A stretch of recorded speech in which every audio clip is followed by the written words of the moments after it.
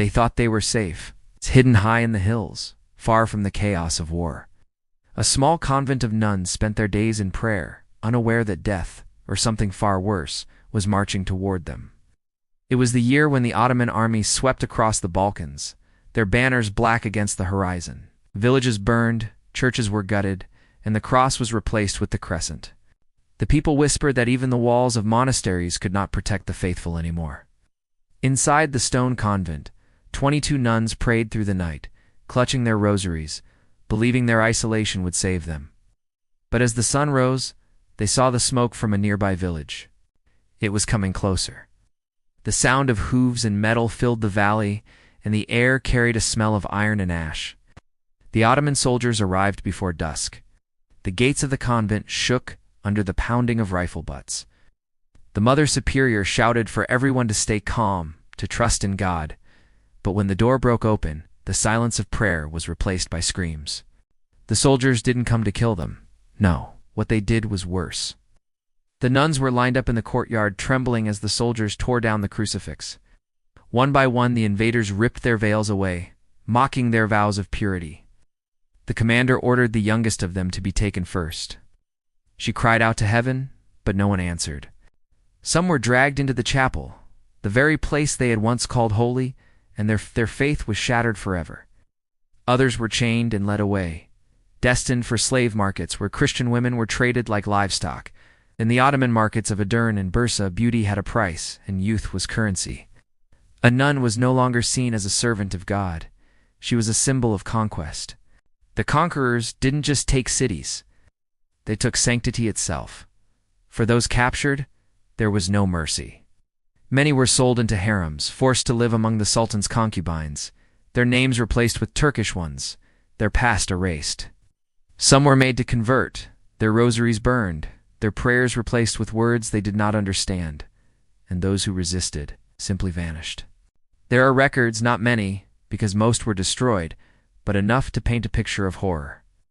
Chronicles from Christian refugees speak of convents turned into garrisons, churches converted into stables, and women of faith forced into servitude. One account tells of a nun named Eleni who refused to renounce her God even as the whip fell on her back.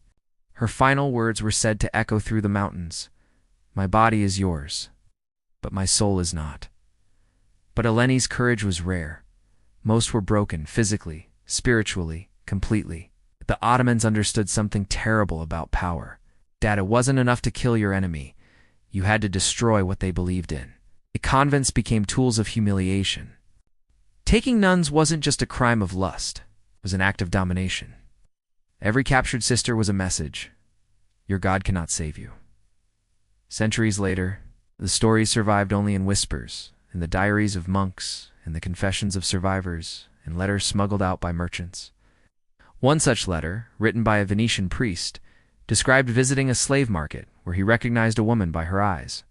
She had once been a nun from the island of Chios. Now she was veiled, silent, and forbidden to speak her name. When he called her by it, she turned away and whispered only one word, forgotten. Not all were enslaved. Some convents, when surrounded by Ottoman troops, chose another fate. The sisters would gather in prayer, take each other's hands, and drink from a cup laced with poison. To them, death together was salvation. Their graves were found decades later, 20 bodies, hands still clasped, facing east. And yet not all were innocent victims of war.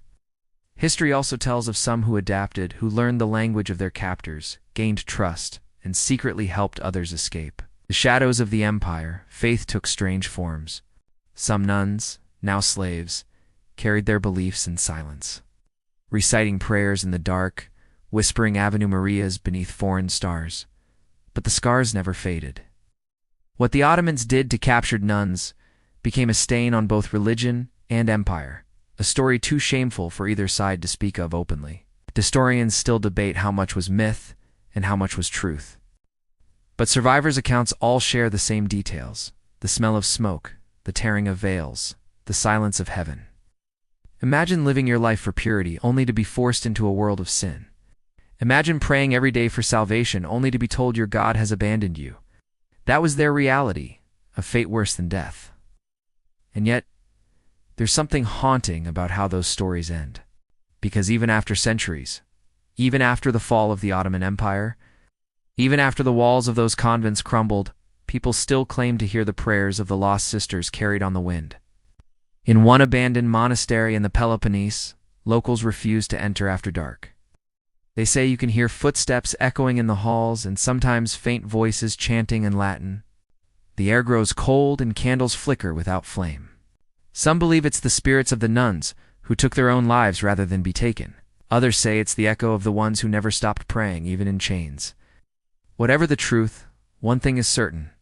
Their story was not just about faith. It was about power. It's a power to conquer not just land, but souls.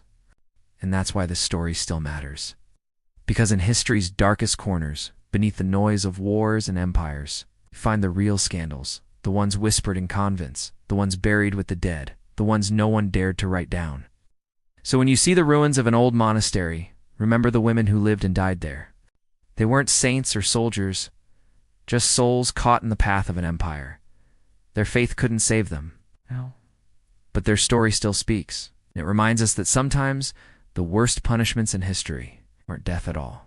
If you enjoyed diving into this strange, scandalous corner of history, make sure to unlock more secrets with us here at Throne of Scandals. Hit that like button, subscribe, and ring the bell so you never miss a story hidden behind the golden doors of the past, because history is full of mysteries.